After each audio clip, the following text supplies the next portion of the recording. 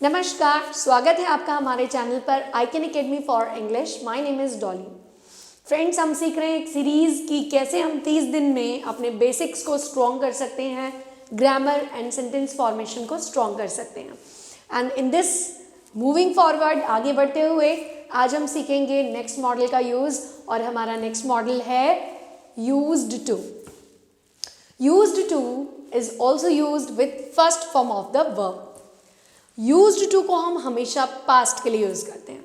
Past में दो चीज़ें, या तो आप बात कर रहे हो पास्ट रूटीन एक्शंस की, यानी कि जो काम आप पास्ट में रोज़ करते थे, या फिर आप बात कर रहे हैं पास्ट हैबिचुअल एक्शंस की, यानी कि जिन चीज़ों को या जिन कामों को आपको करने की आदत थी पास्ट में। If I talk about Hindi reference, सारे सेंटेंसेस था, थी, थे से एंड होंगे। So always consider it like this कि जो भी आपकी पास्ट में हैबिट थी, जो भी काम करने की आपकी आदत थी, या फिर जो भी काम आप रोज़ करते थे पास्ट में, आप बोलेंगे आई यूज्ड टू, या जो भी सब्जेक्ट होगा, रूल होगा, subject used to plus first form and then other words. Now let's take an example. Imagine अगर हम बोलते हैं मुझे 4 बजे उठने की आदत थी। आप बात कर रहे हैं अपनी स्कूल लाइफ की, तो यू आर सेइंग कि मुझे 4 बजे उठने की आदत थी। I used to wake up at 4।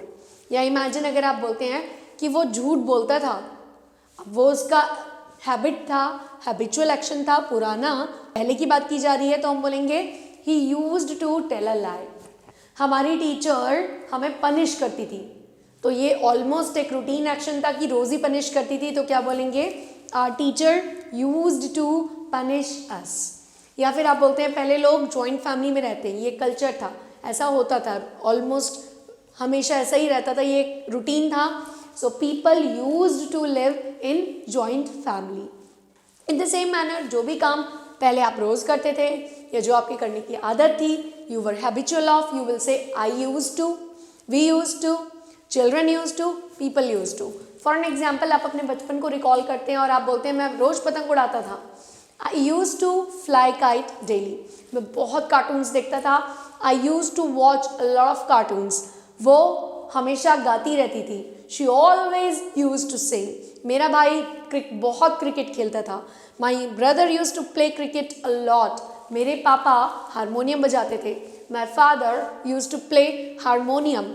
So anything you say कि वो ये करता था, हम ये करते थे, वो ऐसा करता था, वैसा करता था, I used to, we used to, he used to plus first form and other words. I hope it is clear to you. Now we come to the second sentence, that is negative. Imagine कीजिए आप बोलते हैं कि मैं ऐसा नहीं करता था, या फिर आप क्वेश्चन फॉर्म में पूछते हैं।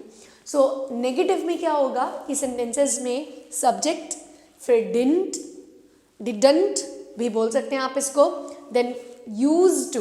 अब इसमें यूज्ड का डी हट जाएगा।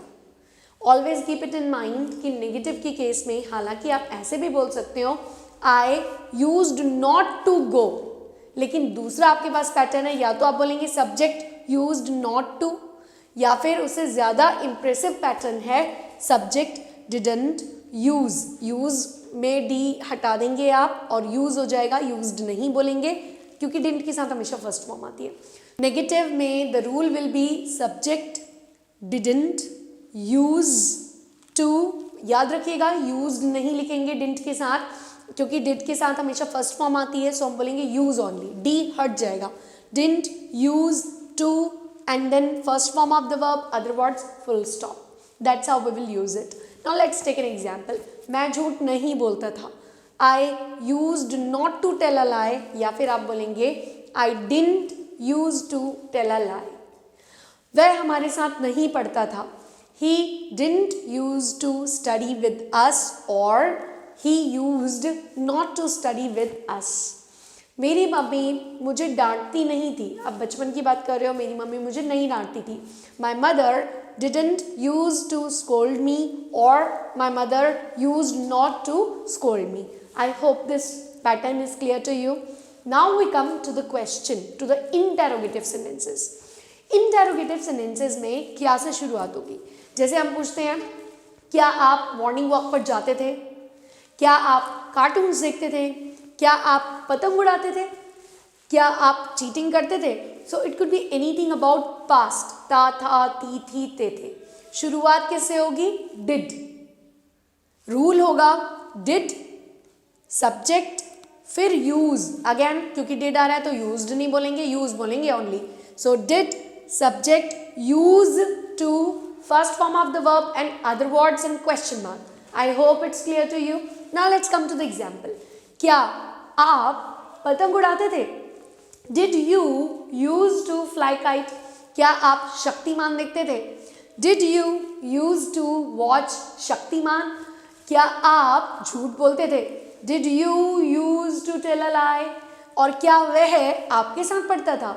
Did he use to study with you? Subject can be anything, pattern same रहेगा। Did, subject, use to and then first form of the verb, other words and question mark. Now let's come to the negative, interrogative, यानी कि क्या नहीं वाले question.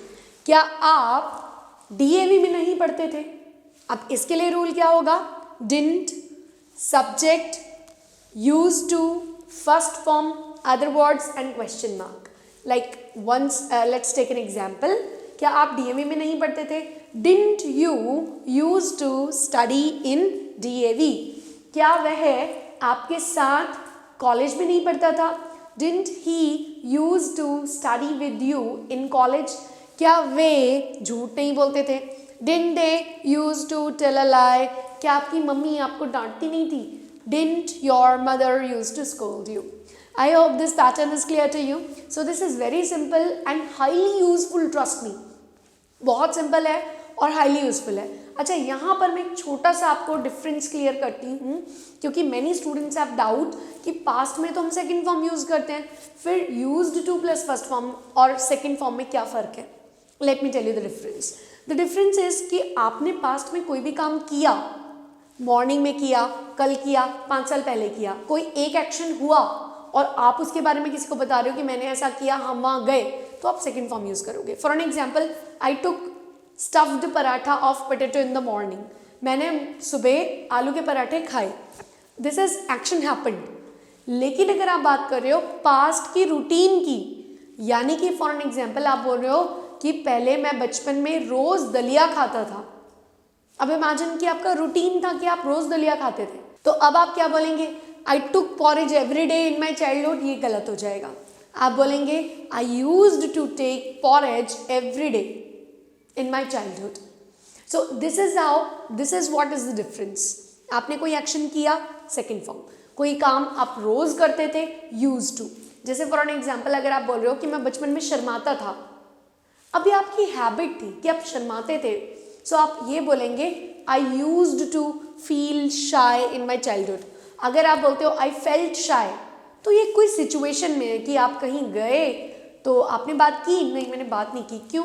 I felt शाय, मुझे शर्म आ गई, तो वो एक सिचुएशन है। लेकिन अगर वो आपका नेचर ही था, आपकी हैबिट थी, तो आप बोलोगे आई यूज टू फील शाय, यानी कि वो आपका नेचर था, आपकी हैबिट थी पहले। I hope the difference is clear to you. तो चलिए आगे बढ़ते हैं। एक बहुत ही मज़ेदार बात है यूज टू के बारे में कि यूज्ड टू का use is not only as a modal. अब एक यूज्ड टू का यूज वोकैब्युलरी के तौर पे भी होता है। वो यूज्ड टू, अच्छा लिसन केयरफुली, कि जब use to as a modal use होगा तो उसमें आप सब्जेक्ट यूज टू और फर्स्ट फॉर्म यूज करेंगे। यहाँ पर जो नेक्स्ट यूज सीख रहे हैं यूज टू का, वो एक वोकैब्युलरी है, और जहाँ पर यूज टू का मतलब होता है आदत होना। अगर हम हिंदी में बोलते हैं आदत है, तो फॉर्मूला होगा is am are plus used to, और उसके बाद जो वर्ब आएगा वो आईएनजी फॉर्म में आएगा, first form plus ING. So अगर हम बोलते हैं आदत थी, तो हम बोलेंगे was verb plus used to plus first form plus ING, और आदत हो जाएगी तो will be plus used to plus first form plus ING. Let's take an example. मुझे न्यूज़पेपर पढ़ने की आदत है, तो कोई व्यक्ति अपने बारे में बता रहा है कि करंट की बात कर रहा है कि मुझे न्यूज़पेपर पढ़ने की आदत है, तो वो बोल सकता है आई एम यूज्ड टू, क्योंकि आदत है के लिए फॉर्मूला क्या है, is am are plus used to plus I N G, first form plus I N G. So आप बोलेंगे I am used to reading newspaper, मुझे न्यूज़पेपर पढ़ने की आदत है। उसे झूठ बोलने की आदत है, ये भी प्रेजेंट है। He is used to telling a lie. तुम्हें टाइम वेस्ट करने की आदत है, you are used to wasting time, ये तो प्रेजेंट हो गया। अब पास्ट, सपोज अगर हम बोलते हैं उसे झूठ बोलने की आदत थी, यहाँ पर हमारे पास दो ऑप्शन है, he was used to telling a lie या फिर he used to tell a lie.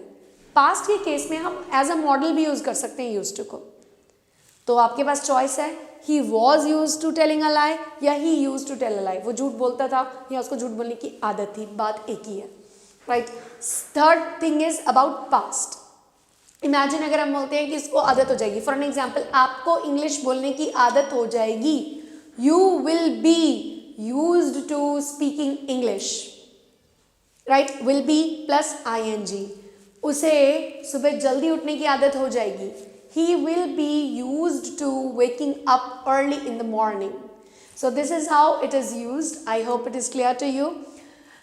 To understand it better, I always recommend कि इसको connect कीजिए, written practices कीजिए, purchase some grammar book from market जिसमें हिंदी में sentences हों और English translations answers already given हो, क्योंकि trust me, watching a video will certainly help you to understand the concept. But until and unless you practice, it's bit difficult to understand the concept properly. आप concept समझ जाएंगे लेकिन confidence तब तक नहीं आएगा जब तक आप रिटन और स्पोकन प्रैक्टिस नहीं करते। So for that I would recommend you कि आप कोई Hindi English translation grammar book purchase कीजिए जिसमें आंसर्स भी हों, practice it in written and check your answers, if they are correct well and good, if they are not find out कि कहाँ गलती रह गई। प्लस फिर जो उन आंसर्स को आपने लिखा है उनको लाउडली बोलने की कोशिश कीजिए, because your tongue will be habitual when you practice speaking English. All the very best to you for your learning journey. Moreover, we are always here with you. In case of any query, any problem, please ask us in the comment section. We'll try to help you out. Stay tuned with us. Bye-bye.